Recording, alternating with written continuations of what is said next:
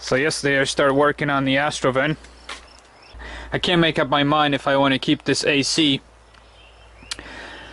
It's a stupid design. I realized whether you run this AC with a button in the front or not, the compressor circulates the gas, so the pipes underneath, which is the length of the whole van, are just frozen, completely frozen. So you're losing all that coolness, which is more reason for me to take that out.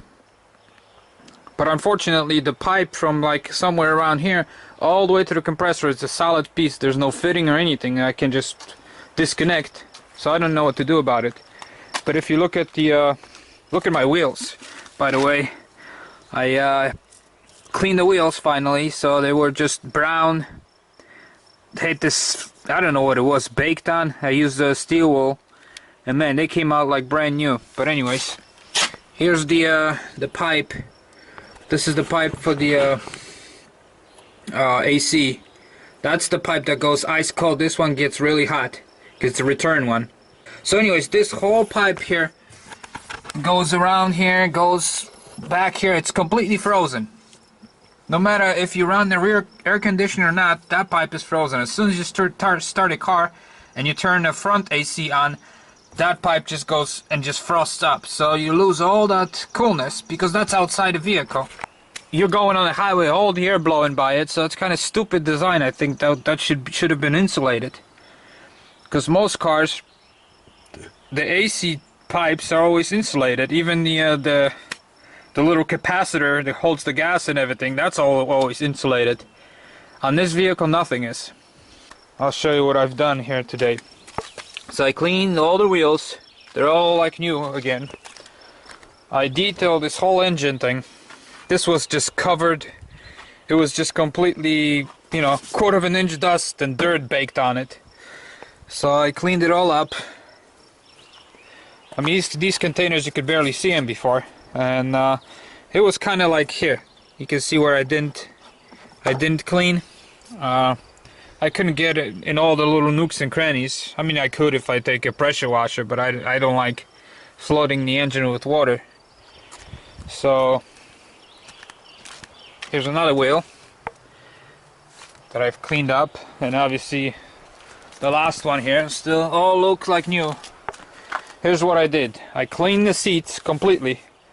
If I push it, probably water's still coming up, because I took a hose and I hosed and hosed and hosed, and then I put shampoo, and with the brushes I just scrubbed it, foamed it all up, then hosed it down, and scrubbed it, foamed it up, hosed it down. So it's just completely soaked. But it's 3-4 days supposed to be like this. I don't know if you can see this. It's all beautiful. So anyway, so I did the seats and I did the carpet. I don't know if I showed you in the previous video how nasty the carpet was here.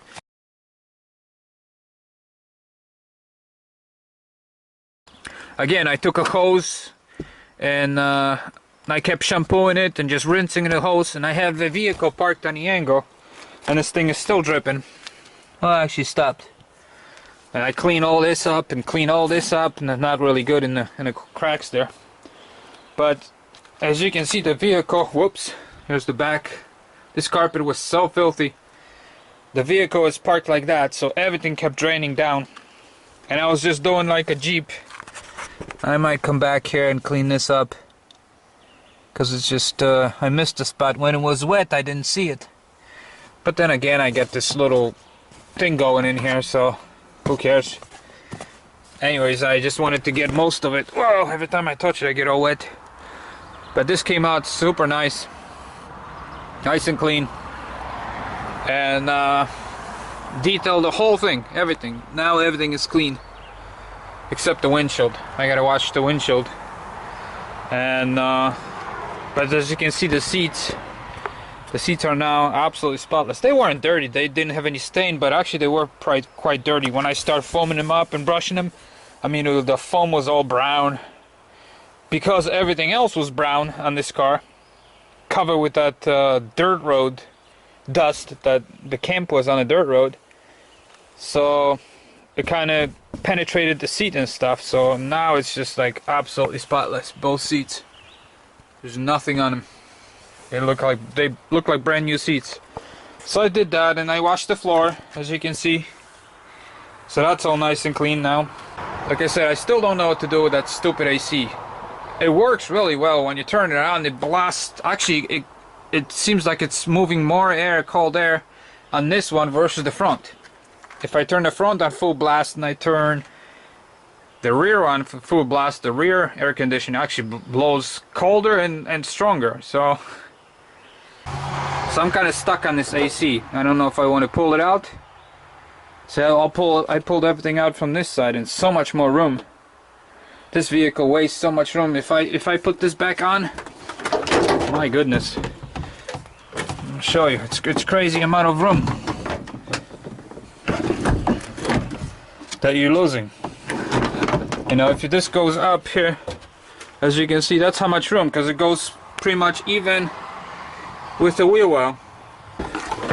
So that's how much room you gain by the time this is solid 7 inches, 7-8 inches you gain by getting rid of this stupid paneling and getting rid of this air conditioning here. Because then you end up with something like that on the other side. Well, I still have a jack here and this seat belt things that I'm bolting once I get the wrench. But you can see how much room you gain. So yeah, it's basically 52 inches between the wheel wells, and it's a little over 70 inches from this spot. Obviously this is the most sticking out spot. Obviously if you measure here, you're even gonna get more, but what's the point? It's not like I can shove anything in there. And then the length of it, I think, was 92 inches going straight against the seat, which means if I put something straight here, it's 91 inches. All the way to this thing, it's actually 8 feet. The van is designed in such a way that you can put standard plywood and sheetrock 8x4 sheets in here and stack them about this high, because they'll fit underneath the seat. Or I can move the seat forward, but even if you don't want to move the seat forward, to this point you got full 8 feet to the back gate. So you can buy a plywood or sheetrock and still move it in this van. I just don't know what to do with this AC. And that heater. The heater I definitely don't need. But then I was thinking, I can design something to use that heater in the winter time without engine running. Because right now everybody buys the big body heaters, which are propane heaters, and I already have the blower and already have the small radiator. So now I just need a little furnace underneath the car that runs on propane that heats up the water. And I was thinking maybe I can come up with something. Because the problem with burning propane inside your van in the wintertime, obviously, you know, there's lots of problems. I don't mind the carbon monoxide and all that, and the fumes and stuff, because you can crack the window open. But it's the humidity. And as you know, if you're camping in the van during winter times, you know, and you got everything locked up, you get moisture collecting on everything, because you're breathing. Just, you know, especially it's going to be 2 people in this van, because it's going to be me and my wife. So you're going to have a lot of condensation. So putting a Mr. Buddy propane heater, that even increases the moisture in the van. So that's what I was thinking, doing something here so I can burn the propane out on the outside and just feeding hot water in here, and that will give me heat. So just something to think about. Now, speaking about the condensation, I saw what other people are doing, like Stand By Your Van guy. I don't know what his name is, and I've seen others. They use insulation and they just shove it everywhere. Fiberglass and that silver stuff, double-sided. I think that's a bad way to do it, because the condensation in the winter time, this van just everything is wet. So now you have water collecting behind, you know, because they put the insulation, then they put a plywood against it. That's obviously not sealed, so you got all this condensation collecting in there, and then eventually what you end up is a mold, and just that never dries up. Then what happens is, even if it tries to dry up, the sun hits it on the outside in the wintertime, warms up the sheet metal, and then you got all that moisture pumping back into the vent. So I don't think that's the way to do it. So this morning I called a guy that does the local attic spraying with a foam, and he said if I drive there to his location for 50 bucks, he'll spray that purple foam. He'll build up like 2 inches of foam all the way wherever I want, and then I can shave it with a knife to butt, you know, my whatever siding, whatever paneling, or my carpet, glue my carpet right to it, and then it's sealed. Now no moisture can get in there, and it's dirt cheap too, because he said for 50 bucks he can spray my whole van.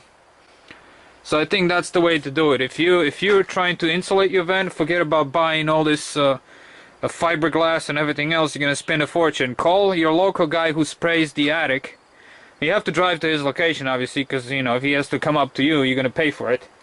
It was 50 bucks to spray this whole van wherever I wanted to spray it, versus trying to shove. And he'll build it up so when he sprays, you know, he'll spray a little longer here, so this fills up, so it's all even. I mean, this guy does this for a living, so he knows how to spray it.